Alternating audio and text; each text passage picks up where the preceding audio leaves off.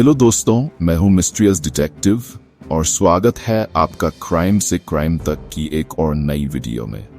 दोस्तों, आप लोगों ने द किलर क्लाउन नाम तो सुना होगा। जी हाँ, ये वही सीरियल किलर है जिसने 1960 में खुद को सुपर पावर कहने वाले अमेरिका में बहुत कहर मचाया। द किलर क्लाउन को अन्य दूसरे नामों जैसे Pogo the clown, Johnny, colonel नामों से भी जाना जाता है। तो दोस्तों, द किलर क्लाउन कौन था, उसका असली नाम क्या था और वह कैसे एक कुख्यात खतरनाक सीरियल किलर बन गया, जानेंगे उसकी पूरी हिस्ट्री आज के इस एपिसोड में। तो बने रहिए हमारे साथ अंत तक और देखते रहिए क्राइम से क्राइम तक। दोस्तों, समय था सर्दियों का 17 मार्च 1942।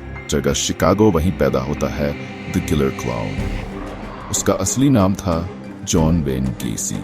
जब वह पैदा हुआ था तब डॉक्टर ने उसके माता पिता को बताया कि जॉन को दिल की बीमारी है, तो उसे ज्यादा से ज्यादा खुश रखें। धीरे धीरे जॉन बड़ा होने लगता है, परंतु उसका बाप उसे बिल्कुल पसंद नहीं करता था।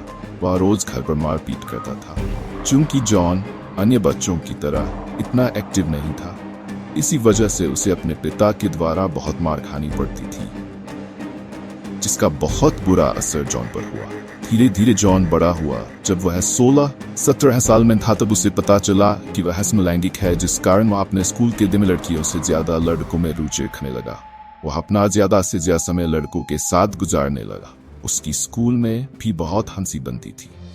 इन्हीं सबसे परेशान होकर उसने अपनी पढ़ाई भी बीच में छोड़ दी। उसने हाई स्कूल करने के बाद अपने परिवार से रिश्ता तोड़ दिया और घर छोड़कर बहुत चम की तरफ चला गया। वह वेगास नामक जगह पर गया, जहां उसने एक शुगरह में नौकरी कर ली और वहीं रहने लगा।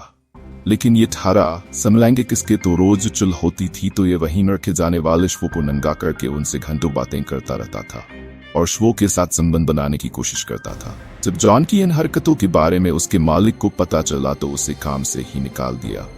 यहाँ से निकाले जाने के बाद जॉन वापस शिकागो चला आया। यहाँ आकर उसने बिजनेस कॉलेज में एडमिशन ले लिया। वह जल्द ही काम के लिए स्प्रिंगफील्ड आयल चले गया, जहां उसकी एक लड़की से मुलाकात हुई। मुलाकात जल्द ही शादी में बदल गई। लेकिन शादी के बाद जब इसकी सच्चाई उसकी पत्नी के सामने आई तब वह जॉन को तलाक देकर चली गई। लेकिन दोस्तों, एक बात मेरे आज तक समझ नहीं आई कि इसके बाद जब इन दोनों के बीच कोई गुपचुप हुई ही नहीं, तो इनके 2 बच्चे कैसे पैदा हुए।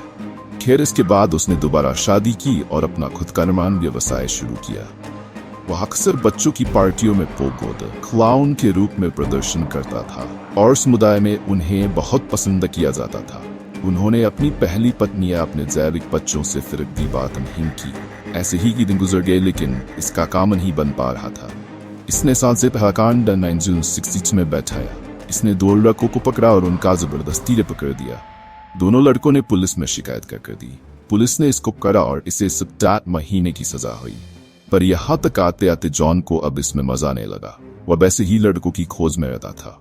1991 में उसे यौन उत्पीड़न के लिए फिर से गिरफ्तार किया गया, लेकिन आरोप हटा दिए गए क्योंकि युवा पुरुष अभियुक्त मुकदमे के लिए उपस्थित नहीं हुआ। यौन 75 तक जॉन पर बलात्कार का 2 बार और आरोप लगाया गया था।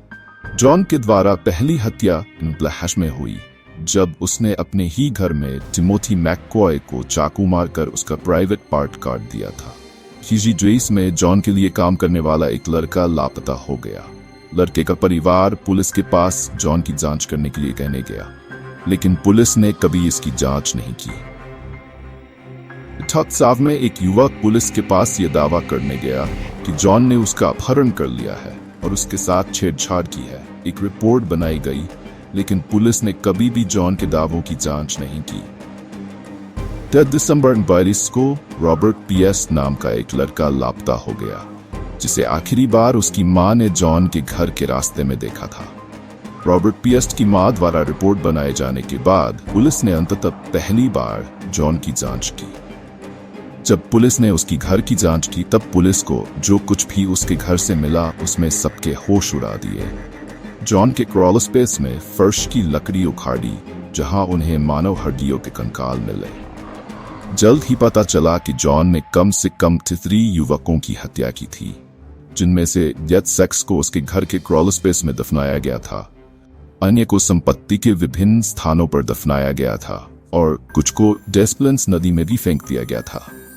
इतना सब मिलने के बाद अब पुलिस ने जॉन को आड़े हाथों लिया और उसकी खातिरदारी की। तब जाकर जॉन ने स्वीकार किया कि वह अपने पीड़ितों को निर्माण कंपनी में काम करने की संभावना के साथ फुसलाता था। एक बार अपने घर में वह उनका यौन उत्पीड़न करता था और फिर उन्हें मार देता था। अक्सर गेसी शिकागो ग्रेहाउंड बस स्टेशन के पास या सड़कों से भागे हुए श्वेत पुरुष और पुरुष वेश्याओं को उठाता था। वह उन्हें नौकरी या सेक्स के लिए पैसे देने के बाद अपने घर ले जाता था। कभी कभी वह उन्हें बंदूक की नोक पर अपनी कार में जबरन बिठा लेता था। अपने घर पहुंचने के बाद जॉन पुरुषों को शराब पिलाने या क्लोरोफॉर्म से बेहोश करने के बाद उन्हें हथकड़ी बांध देता था। वह अपने शिकारों को कई तरह से प्रताड़ित करता था। उन्हें तरह तरह की यातनाएं देता था। आग के गोले दागना, उन पर गर्म मोमबत्ती का मोम टपकाना, उन्हें अपने बाथटब में डुबोना, उन्हें घर के बने रैक पर रखना और यहाँ तक कि उन पर पेशाब करना। जॉन ने हत्याओं से पहले और बाद में अक्सर पुरुषों का बलात्कार किया जो आसानी से मान जाते तो ठीक होता, नहीं तो मारकर उनकी लाश के साथ बलात्कार करता था। कभी कभी तो शवों को कुछ दिनों तक अपने पास भी रखा।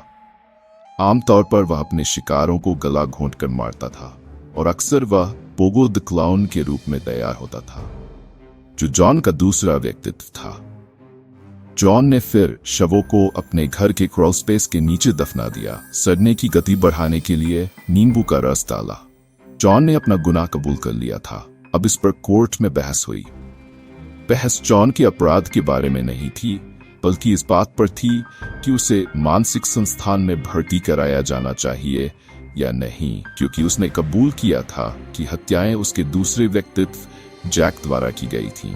मनोचिकित्सकीय मूल्यांकन ने इसे झूठा साबित कर दिया और दोनों पक्षों के चिकित्सा पेशेवरों की बहुत अधिक विचार विमर्श और गवाही के बाद जॉन को अंततः उसके अपराधों का दोषी पाया गया और उसे 12 मृत्युदंड और वसीयन प्राकृतिक आजीवन कारावास की सजा सुनाई गई। गेसी ने बाद में अपना तर्क बदल दिया, ये कहते हुए कि उसके निर्माण कर्मचारियों ने उसे फंसाया था और उसने कोई भी हत्या नहीं की, ये कहते हुए कि वह पीड़ित था। अपनी सजा के खिलाफ अपील करने के बाद उसे 1.5 दशक तक मेनार्ड सुधार सुविधा में कैद रखा गया। गेसी की मृत्यु 8 मई 1990 हॉस को क्रेस्ट हिल आयल में स्टेटविले सुधार केंद्र में घातक इंजेक्शन द्वारा हुई, परंतु पता नहीं ये जॉन किस चक्की का आटा खाता था, क्योंकि मरते मरते भी जॉन वेन गेसी के अंतिम शब्द थे, प्लीज किस माय एस। तो दोस्तों, ये थी कहानी अमेरिका के सबसे खतरनाक माने जाने वाले सीरियल किलर जॉन वेन गेसी की। दोस्तों, आपको ये वीडियो कैसी लगी हमें कमेंट करके जरूर बताएं। साथ ही वीडियो को लाइक करें और चैनल को सब्सक्राइब जरूर करें।